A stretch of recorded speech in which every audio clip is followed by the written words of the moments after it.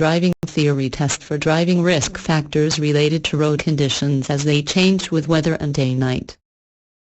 Question 381. What should a driver do when driving in dense fog? A. Drive with dipped headlights and fog lights. B. Drive on side lights only. C. Drive on high beam headlights only. D. Drive on side lights and hazard warning lights. Question 381. Answer: A. Drive with dipped headlights and fog lights. Explanation: in dense fog you should use dipped headlights and fog lights, where fitted. Side lights are not strong enough in fog, and full headlights can reflect off the fog and make it harder to see where you are going. Question 382. What should a driver do when driving in dense fog? A. Drive along the shoulder and watch for reflective markers. B. Reduce speed and use dipped headlights. C. Switch on your full headlights and drive slowly. D. Drive along the central dividing line and watch for the reflective studs. Question 382. Answer: B. Reduce speed and use dipped headlights.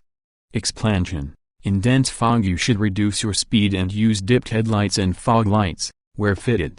Side lights are not strong enough in fog, and full headlights can reflect off the fog and make it harder to see where you are going. Question 383. When driving at night, the full headlights should enable the driver to see for a distance of how many meters? A. 100 meters. B. 150 meters. C. 200 meters. D. 250 meters. Question 383. Answer: A. 100 meters. Explanation: at night in good driving conditions the full headlights of a car will typically let you see 100 meters ahead. So, you should travel at a speed that allows you to stop within that distance. Question 384. When driving at night the dipped headlights should enable the driver to see for a distance of how many meters? A. 60 meters. B. 20 meters. C. 10 meters. D. 30 meters. Question 384. Answer: D. 30 meters. Explanation: when driving at night in good driving conditions the dipped headlights of a car will typically let you see 30 meters ahead. So, you should travel at a speed that allows you to stop in that distance. Question 385. What effect could incorrectly adjusted headlights have? A.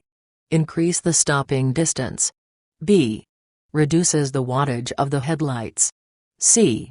Oncoming road users could be dazzled. D. Causes the headlights to overheat. Question 385. Answer: C. Oncoming road users could be dazzled.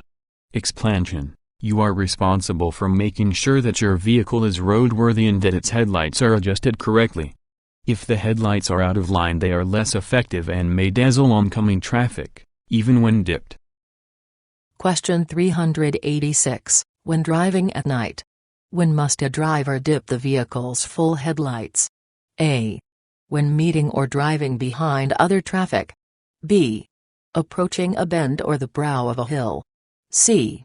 Driving at less than 50 km per hour. D. Entering a motorway. Question 386. Answer: A. When meeting or driving behind other traffic. Explanation: when driving at night you should dip your headlights when you meet oncoming vehicles so that you do not dazzle them. You should also dip your headlights when you are driving behind another vehicle so the driver is not dazzled by your lights in their mirror. Question 387. What should a driver do if dazzled, or blinded, by the lights of an oncoming vehicle at night? A. Repeatedly flash their headlights until the oncoming vehicle's lights are dipped. B. Look away and slow down and stop if necessary. C. Drive well to the left and maintain their speed. D. Reduce speed and switch on their full headlights. Question 387. Answer: B. Look away and slow down and stop if necessary. Explanation: If you are dazzled by the lights of an oncoming vehicle, look towards the verge until the vehicle has passed. Slow down and stop if necessary. Question 388. A driver has been driving regularly in daylight and must now undertake a journey at night. What should the driver do? A. Drive at a higher speed than during the day as traffic is lighter at night. B. Drive at a higher speed than during the day to minimize chances of falling asleep. C. Drive at a slower speed than in the day as visibility is reduced at night. D. Drive at the same speed as during the day. Question 388. Answer: C. Drive at a slower speed than in the day as visibility is reduced at night. Explanation: if you are not very used to driving at night time, it can take quite a while to adjust to conditions at night. For that reason, you might need to drive slower until you get used to the reduced visibility at night. Question 389. What should a driver do when driving at night? A. Drive at a speed that enables the driver to stop within the distance ahead that they can see to be clear. B. Increase their speed as traffic is lighter at night. C. Turn up the radio volume to help maintain their concentration. D. Drive at a higher speed than during the day to minimize chances of falling asleep. Question 389. Answer: A. Drive at a speed that enables the driver to stop within the distance ahead that they can see to be clear. Explanation: when driving at night in good driving conditions, the full headlights of a car will typically let you see 100 meters ahead. So, you should travel at a speed that allows you to stop in that distance. Question 390. When driving at night, what is the safest approach for a driver to adopt? A. Drive at a speed that enables the driver to stop within the distance ahead that they can see to be clear. B. Drive with dipped headlights at all times. C. Drive with full headlights at all times. D. Drive with full headlights and spotlights. Question 390. Answer: A. Drive at a speed that enables the driver to stop within the distance ahead that they can see to be clear. Explanation: when driving at night in good driving conditions, the dipped headlights of a car will typically let you see 30 meters ahead. So, you should travel at a speed that allows you to stop in that distance. Question 391. When meeting an oncoming vehicle at night, what should a driver do? A. Focus their eyes directly on its lights. B. Not look directly at the oncoming vehicle's lights. C. Look down at the dash until it has passed so as not to be dazzled by its lights. D. Focus their eyes toward the passenger's window. Question 391. Answer: B. Not look directly at the oncoming vehicle's lights. Explanation: if you are dazzled by the lights of an oncoming vehicle, look towards the verge until the vehicle has passed and or slow down and stop if necessary. Question 392. When may a driver use full headlights when driving at night? A. Between the hours of 1:00 a.m. and 6:00 a.m. B. When there is no oncoming traffic. C. Between the hours of 11:30 p.m. and 7:00 a.m. D. Only on main roads. Question 392. Answer: B. When there is no oncoming traffic.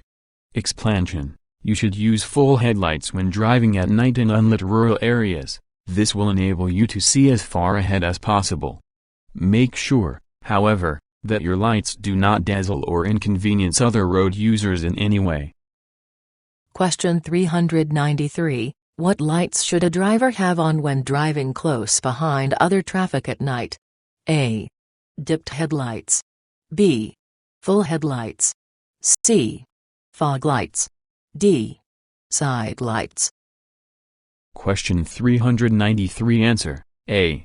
Dipped headlights.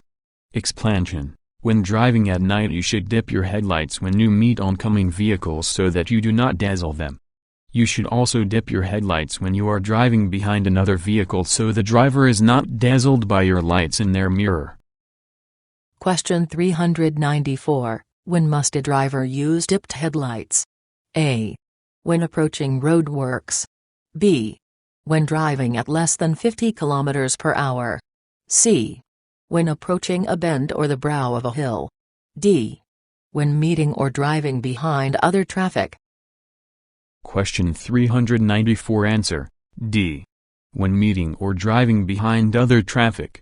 Explanation: when driving at night you should dip your headlights when meeting or following traffic so as not to dazzle or blind other drivers. Question 395. When driving late at night, what should a driver be aware of? A. That reflectorized studs will warn you of bends ahead. B. That there is a danger of falling asleep. C. Trucks may drive in the outer lane of a motorway. D. That speed limits do not apply between midnight and 6 a.m. Question 395. Answer B. That there is a danger of falling asleep. Explanation: driving when you are tired can be very dangerous, and tiredness is one of the main causes of serious road collisions.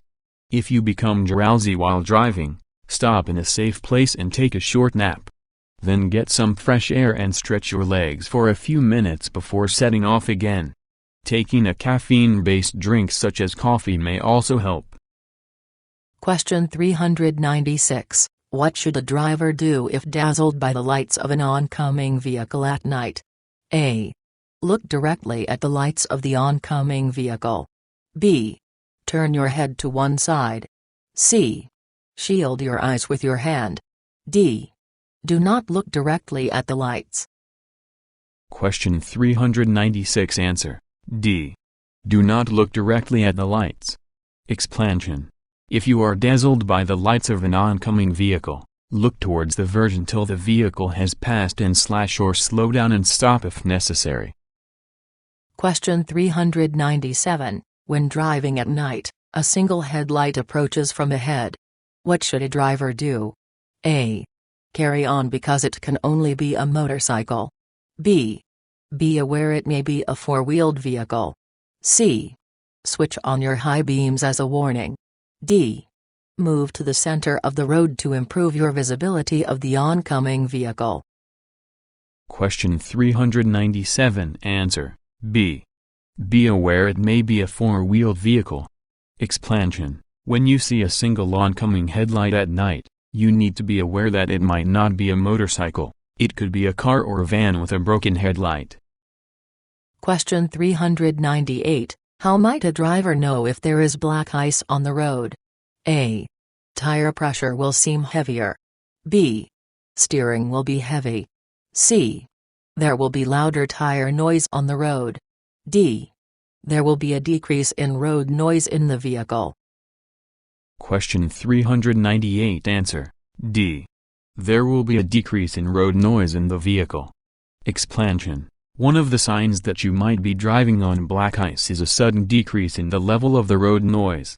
This is due to the lack of grip between the tires and the road. Another sign is that the steering will seem lighter than normal. If you suspect you are driving on black ice, you should avoid harsh braking, steering and acceleration. This will reduce the risk of skidding. Question 399. How might a driver know if there is black ice on the road? A. Use a low gear. B. Drive with the choke on until you have cleared the area. C. Steering will seem lighter. D. Increase tire pressure to improve stability. Question 399. Answer C. Steering will seem lighter. Explanation: one of the signs that you might be driving on black ice is a sudden decrease in the level of the road noise. This is due to the lack of grip between the tires and the road. Another sign is that the steering will seem lighter than normal. If you suspect you are driving on black ice, you should avoid harsh braking, steering and acceleration. This will reduce the risk of skidding. Question 400. What should a driver do if there is black ice on the road? A. Drive after rain in darkness. B. Avoid harsh braking, steering and acceleration. C. Drive in mild weather after rain. D. Drive after wet and windy weather. Question 400 Answer, B. Avoid harsh braking, steering and acceleration. Explanation. One of the signs that you might be driving on black ice is a sudden decrease in the level of the road noise. This is due to the lack of grip between the tires and the road. Another sign is that the steering wheel seems lighter than normal. If you suspect you are driving on black ice, you should avoid harsh braking, steering and acceleration. This will reduce the risk of skidding. Question 401. When is black ice likely to occur on the road? A. In cold weather after rain. B. In cold weather. C. During winter. D. Just before dawn. Question 401 Answer, A. In cold weather after rain. Explanation. Black ice occurs when moisture freezes on a very cold surface. Exposed roads and bridges can have black ice when other sections of the same road may be clear. Black ice is virtually invisible, and so presents a particular hazard for motorcyclists and drivers. In wintry conditions, if you notice a reduction in tire noise or if the steering becomes lighter, you should suspect that there may be black ice on the road. Question 402. What is the safest practice when driving on icy roads? A. Apply the brakes regularly in order to improve tire grip. B. Drive at a slower speed than usual using gentle acceleration and braking. C. Accelerate harder using the lower gears. D. Drive slower than normal and do not use the brakes. Question 402 Answer, B. Drive at a slower speed than usual using gentle acceleration and braking. Explanation. When driving on icy roads you should avoid harsh braking, steering and acceleration. This will help reduce the risk of skidding. Question 403. When driving a vehicle, what effect could icy roads have? A. Front tire treads could wear out more rapidly. B. Tire grip could improve. C. Rear tire treads could wear out more rapidly. D. The vehicle could skid more easily than normal. Question 403 Answer, D. The vehicle could skid more easily than normal. Explanation. Icy roads can have a dramatic effect on the way a vehicle handles, and there can be an increased risk of skidding. When driving on icy roads you should avoid harsh braking, steering and acceleration. This will help reduce the risk of skidding.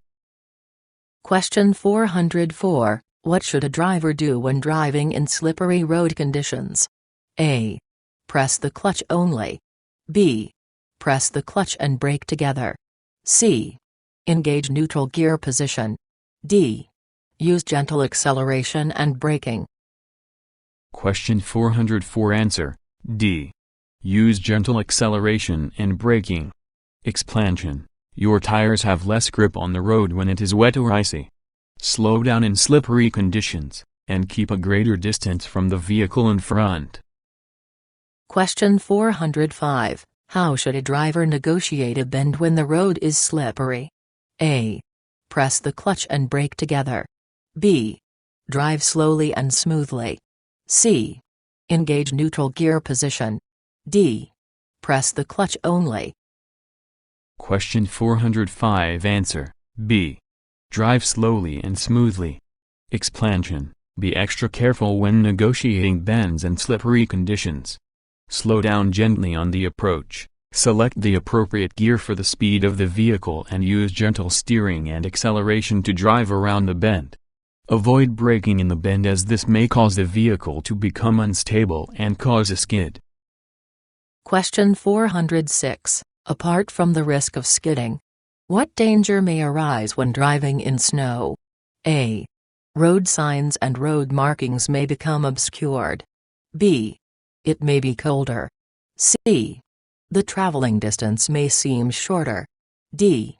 Apart from the risk of skidding no other dangers arise. Question 406 Answer, A. Road signs and road markings may become obscured. Explanation. Road signs and road markings may become obscured by snow. If this happens you may have difficulty reading regulatory, warning and information signs. This is the main reason why these signs are different shapes. Drivers should pay particular attention in these conditions. Question 407. What should you do when driving in heavy rain? A. Speed up so that the vehicle will glide over any standing water. B. Be in the alert for skidding or aquaplaning. C. Weave the vehicle slightly from side to side in order to improve tire grip. D. Maintain normal speeds as on dry road. Question 407. Answer: B. Be in the alert for skidding or aquaplaning. Explanation: on a wet road, a film of water can build up between the tires and the road surface. This is called aquaplaning, and it has the effect of reducing the grip of the tires on the road, and this affects your steering and braking. For these reasons you should slow down during and after rain and keep a greater distance from the vehicle in front. Question 408. What is the danger in driving with badly worn tires at high speed on wet roads? A. Control of the vehicle is reduced because it is gliding on a film of water. B. Air pressure in the tires is reduced. C. There is no danger provided the tires are at the correct pressure. D. There is no danger provided the tire pressure had been reduced to account for the worn tread. Question 408. Answer: A. Control of the vehicle is reduced because it is gliding on a film of water. Explanation: worn tires will reduce a vehicle's grip on the road. This becomes more noticeable on wet roads. As tires become worn, their ability to channel away the water between the tire and the road diminishes. The minimum legal tread depth for motorcycles is 1 mm and 1.6 mm for other vehicles. However, tires should be replaced before they become this worn. Question 409. What should a driver do when they encounter mud on the road? A. Apply the brakes immediately. B. Change to a lower gear and carry on. C. Reduce speed and be aware of the farm or works vehicles on the road. D. Gently increase speed to prevent mud from sticking to tires. Question 409. Answer: C. Reduce speed and be aware of the farm or works vehicles on the road. Explanation: where there is mud on the road, you should slow down and be aware that there is a danger of skidding. Your stopping distance will also be greater where there is mud on the road. Question 410. What should a driver be aware of when crossing tram lines at an angle? A. Be aware that tire grip is reduced on the lines. B. Depress the clutch pedal and coast across. C. Be aware that the wheels could get caught in the lines. D. Be aware that tire grip is improved on the lines. Question 410. Answer: A. Be aware that tire grip is reduced on the lines. Explanation: tire grip may be reduced when you cross tram lines, especially in icy or wet conditions. As you approach tram lines, you should slow down, avoid harsh acceleration or sudden braking, and keep a greater distance from the vehicle in front. Be extra careful when there are vulnerable road users such as pedestrians and cyclists using the crossing. Question 411. What should a driver be aware of when crossing road markings such as lines or arrows? A. Steering control is improved. B. Tire grip is improved. C. ABS will prevent the vehicle from skidding. D. Tire grip is reduced. Question 411. Answer: D. Tire grip is reduced. Explanation: tire grip is reduced when you are crossing road markings such as arrows and lines, and you should be extra careful when driving over these in wet conditions. Question 412. What should a driver do after passing through a flooded section of road? A. Apply the brake pedal lightly at slow speed for a short distance to dry the brakes. B. Do nothing. C. Apply the brakes firmly to check if they are still effective. D. Drive faster for a time in order to dry out your brakes. Question 412. Answer: A. Apply the brake pedal lightly at slow speed for a short distance to dry the brakes. Explanation: when you drive through a flooded section of road, your brakes may become less effective. If this happens, test your brakes to ensure that they have not been affected by the water, Check in your mirrors before you do this. If they have been affected, and this is more than likely just temporary, press gently on the brake pedal as you are driving until they dry out and return to normal. Question 413. What should a driver do when they approach roadworks warning signs? A. Reduce speed and be prepared to stop for works vehicles or a flagman. B. Increase speed in order to avoid getting stuck in soft ground. C. Maintain your speed until signaled to do otherwise by flagman. D. Engage a lower gear to improve the grip and maintain your speed. Question 413. Answer: A. Reduce speed and be prepared to stop for works vehicles or a flagman. Explanation: you should always approach roadworks with caution as there are many possible hazards to deal with, including road workers, works vehicles, uneven road surfaces and temporary traffic controls. Question 414. What should a driver be aware of when driving through a section of road where roadworks are ongoing? A. Traffic is likely to travel much faster. B. The driver has right-of-way over earth-moving machinery. C. That the area will be cleared for you and you should not delay. D. That the surface may be slippery due to mud or loose chippings. Question 414. Answer: D. That the surface may be slippery due to mud or loose chippings.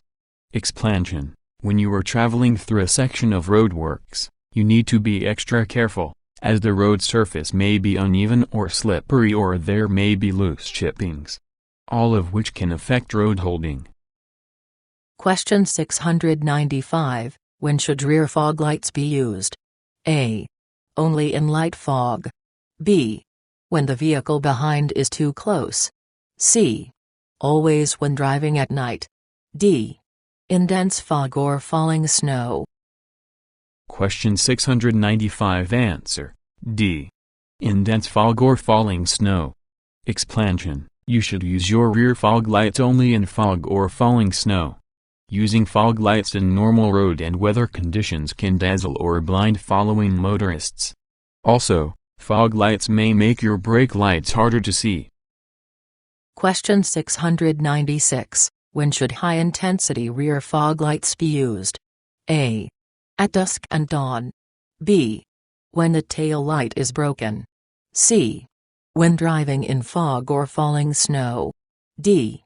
Never. Question 696. Answer: C. When driving in fog or falling snow. Explanation: you should use your rear fog lights only in fog or falling snow.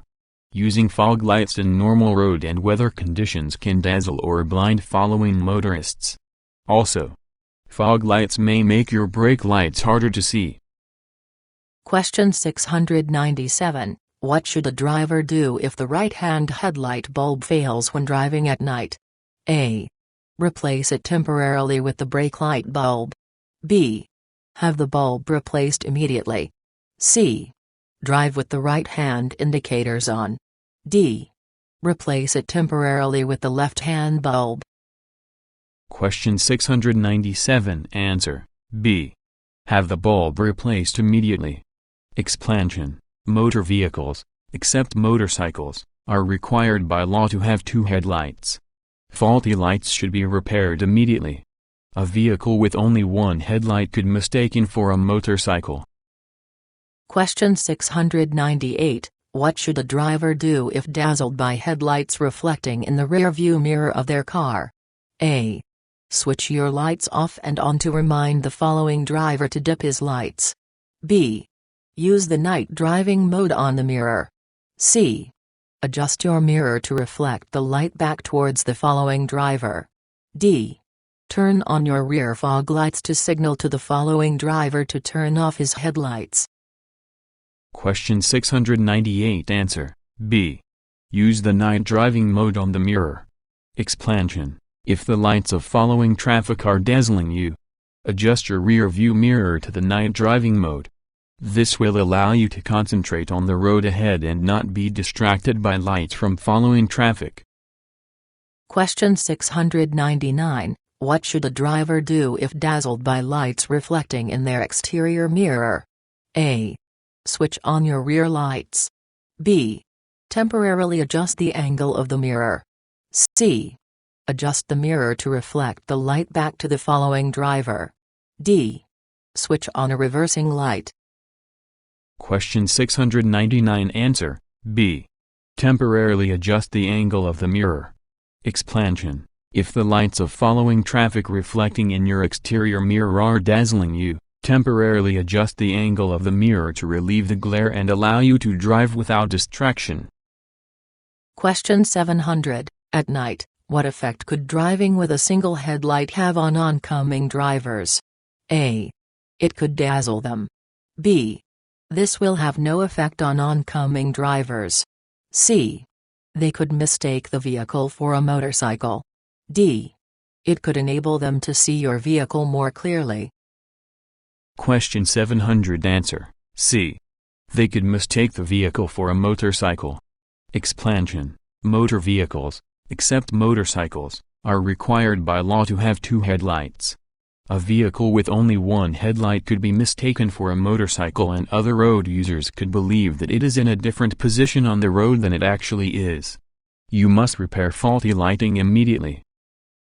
Question 703. Generally, what lighting must a car, tractor or works vehicle have when driving at night? A. Headlights, brake lights and indicators. B. Headlights only. C. Headlights and a reversing light. D. Headlights, front and rear side lights, rear number plate light, red rear reflectors. Brake lights and indicators. Question 703. Answer D. Headlights, front and rear side lights, rear number plate light, red rear reflectors. Brake lights and indicators. Explanation: cars, tractors and works vehicles are required by law to have headlights, front and rear side lights, rear number plate light, rear reflectors, brake lights and indicators.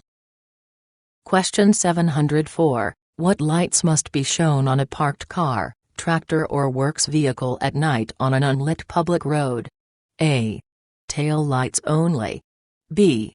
At least one side lamp front and rear on the side nearest the center of the road. C. Dipped headlights. D. At least one side lamp front and rear on the side nearest the curb. Question 704. Answer B. At least one side lamp front and rear on the side nearest the center of the road. Explanation: when leaving a vehicle on an unlit public road at night, you should leave side parking lights on, so that your vehicle can be seen by other road users. Question 821. How does wet weather affect a vehicle's engine performance? A. It causes the engine to run at a higher temperature. B. It has not effect on power output. C. It causes the engine to run at a lower temperature. D. It reduces the power output. Question 821. Answer B. It has not effect on power output. Explanation: wet weather does not affect the performance of the vehicle's engine. It does, however, affect the vehicle's road holding and braking distances. It can also affect a driver's observations. Question 822. What should a driver do where a section of road ahead has a shallow flooded area? A. Use a high gear and maintain the same speed. B. Use a low gear and maintain the same speed. C. Increase speed and use a higher gear. D. Reduce speed and use a lower gear. Question 822. Answer D. Reduce speed and use a lower gear. Explanation: when you approach a stretch of road with shallow flooding, you should reduce your speed and assess the area for any danger. As you drive through surface water, you should think of pedestrians and cyclists and try not to splash them as you pass.